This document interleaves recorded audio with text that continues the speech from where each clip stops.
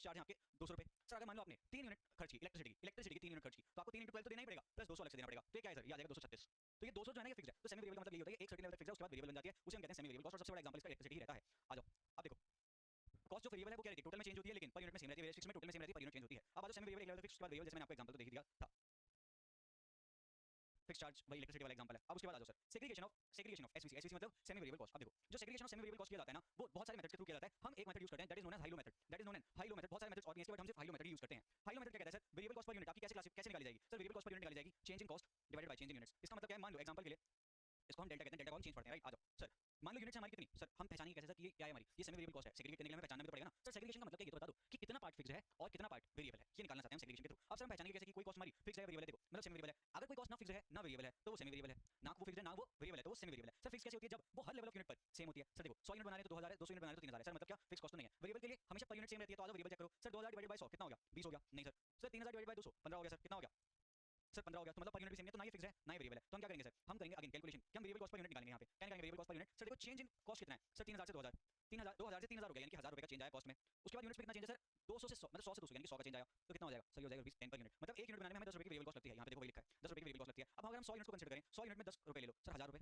तो 1000 रुपए क्या है सर, 1000 रुपए है मेरी वेरिएबल कॉस्ट। टोटल कॉस्ट कितनी थी मेरी सर, टोटल कॉस्ट जो थी मेरी वो थी कितनी, टोटल कॉस्ट 1000 यूनिट पे 2000 थी, कितनी थी 2000 थी, उसमें से वेरिएबल कितनी है 1000, तो फिक्स कॉस्ट कितनी हो जाएगी सर, फिक्स कॉस्ट हो जाएगी आपकी 2000 माइनस 1000 यानी कि कितना आ जाएगा सर, 1000 रुपए आ जाएगा। यानी कि कितना आ जाएगा सर, 1000 रुपए आ जाएगा। तो फिक्स कॉस्ट प्लस ये सारा यूज करके फिक्स कॉस्ट आपकी 1000 रुपए आ गई और टोटल वेरिएबल कॉस्ट भी आपकी 1000 रुपए आ गई है। So this is how we can make the calculation, this is how we can make the calculation where we have to segregate the semi variable cost. और वो कैसे करते हैं, हम पहचानेंगे कैसे कि कोई सेमी वेरिएबल कॉस्ट है वो भी बता दिया, और इसे सेग्रीगेट कैसे करना है वो भी मैंने आप लोग को बता दिया है। Ladies and gentleman, boys and girls, आ जाओ आगे बढ़ते हैं। अब देखो अब है हमारे पास अफेक्ट्स, अब है हमारे पास क्या अफेक्ट्स, किसके, quantity effect, price effect and efficiency effect.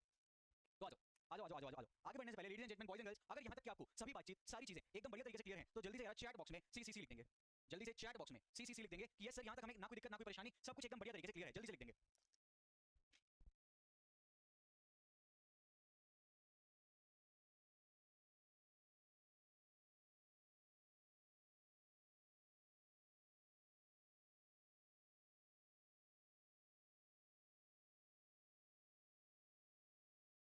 चलिए जी आइए फिर आगे बढ़ेंगे। अब सर देखो हमारे पास क्या है, क्वांटिटी इफेक्ट है, प्राइस इफेक्ट और एफिशिएंसी इफेक्ट है। सर देखो क्वांटिटी इफेक्ट क्या कहते हैं, टोटल कॉस्ट चेंज होती है ड्यू टू क्वांटिटी प्रोड्यूस, उसे हम कहते हैं क्वांटिटी इफेक्ट। दूसरा प्राइस इफेक्ट सर, जब टोटल कॉस्ट चेंज होती है due to changes in price level of input. जैसे मान लो क्या हुआ सर, पहले क्वांटिटी इफेक्ट का मतलब क्या, मान लो हमारी टोटल कॉस्ट चेंज हो रही है, क्यों, पहले हम बनाते थे 100 यूनिट, अब हम बना रहे हैं 110 यूनिट, तो भाई ऑब्वियसली हमारी क्वांटिटी हमारी क्या टोटल कॉस्ट चेंज हो रही है सर।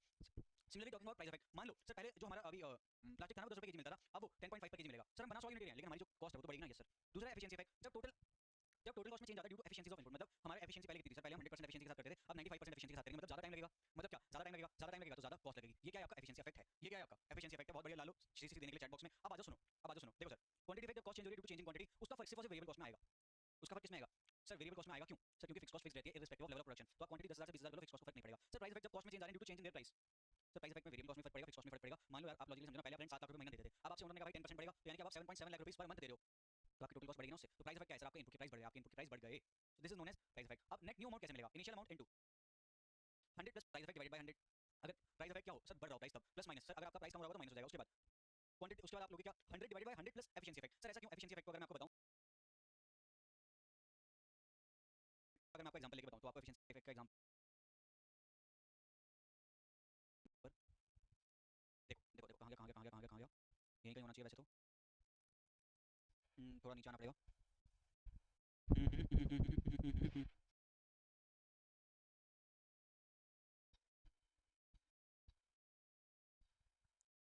बहुत बढ़िया, मिल गया मिल गया मिल गया मिल गया। ये देखो सर ध्यान से देखना और समझना। ये देखो सर, ये हमें